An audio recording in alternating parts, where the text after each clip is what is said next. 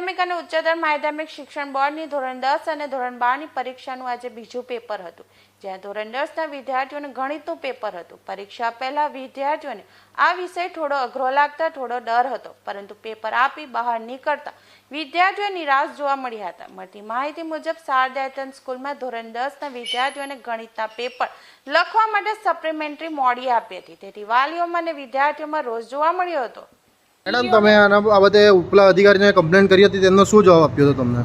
એમના જવાબ રૂપે વાતો સાંભળ્યા વગર ફોન કટ કરી દેવામાં આવ્યો। ફરીને ફોન કરવા છતાં પણ ફોન કટ કરી દેવામાં આવ્યો। ડીઓ ઓફિસમાં ફોન કર્યો હતો મેડમ તમે? ડીઓ ઓફિસમાં ફોન કર્યો હતો, શું અને જો કીધું ડીઓ એમણે? તરફથી અમને આવો જવાબ મળતો હોય, આવો રિસ્પોન્સ મળતો હોય, વાતો સાંભળ્યા વગર જ ફોન સીધા કટ કરવામાં આવતા હોય, તો અમે આ સમસ્યાના સમાધાન માટે કઈ જગ્યાએ છે? છોકરાઓ પણ ટેન્શનમાં છે કે સોમવારથી ચાલુ થતી પરીક્ષાઓમાં હવે પછી કયા પ્રકારની હેરાનગતિ એ લોકો સાથે થશે? શાંતિથી શું પરીક્ષા આપી શકશે એ લોકો?